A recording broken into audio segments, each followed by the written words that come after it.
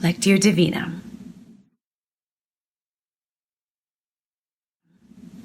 Now that you've chosen your passage, you want to sit down someplace comfortable where you won't be disturbed. Take your cell phone, put it on Do Not Disturb, silence, put it down face down. Take a deep breath, let it out. Quiet all the noises inside of you. Notice what's bubbling up in you.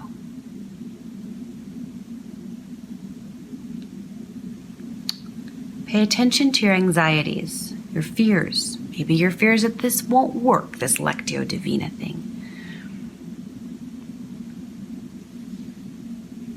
Noticing what's within you. Maybe make a note of it in your journal. And then express your willingness to hear from God with a simple prayer like, God, here I am. I'm going to pause the video and practice this preparation.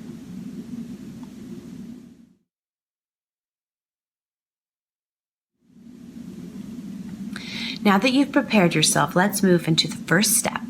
You're going to read the passage of scripture you've chosen. The 6 to 8 verses. You'll let yourself have the freedom to read it through once and maybe twice.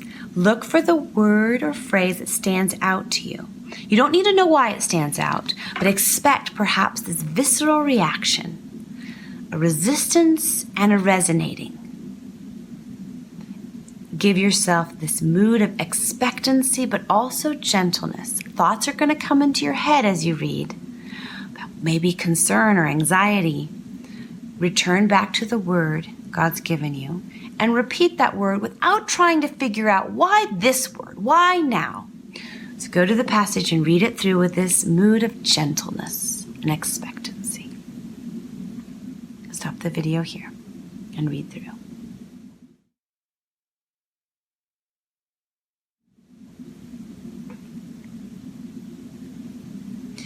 Now that you've prepared and you've read through the passage, it's time to reflect. Ask yourself, what is it in my life that needed to hear this word today? Or if you're reading a story, ask yourself, where am I or who am I in this story? What do I experience as I allow myself to be in this story? Let yourself read the passage again, asking this question, what is it in my life that needed to hear this word today? Keep your mood expectant and return to the word you have been given. Noticing specifically, how does your body feel? Go to the passage, read through it again, asking where this word connects with your life, and notice how you feel in your body. Stop the video and read through again.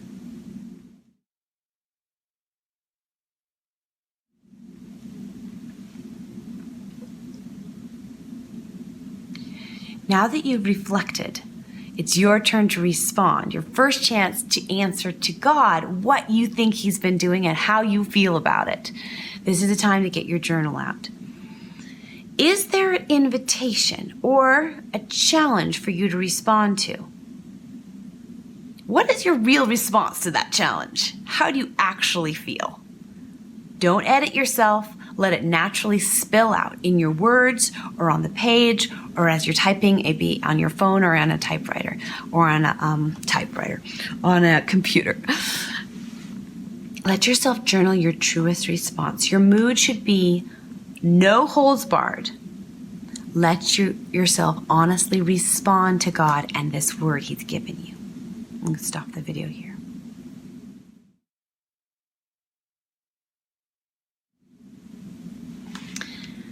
Now that you have spent time responding, it's your chance to go back to God and rest. This mood should be like resting in a hammock.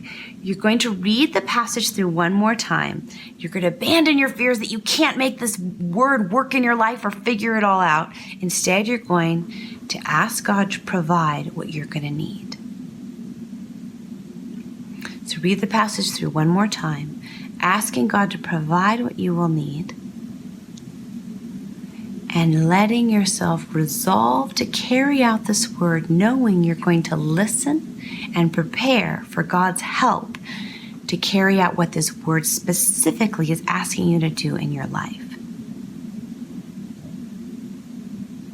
So read the passage one final time, expecting rest and the capacity from God to resolve to do what He's asking you to.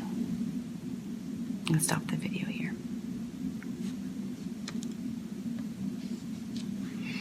At this point, now that you've gone through all the steps of Lectio Divina, you may want to take a symbol or a picture or the word that you've been given and write it down someplace prominent so that you have a visual way to connect this passage to your life.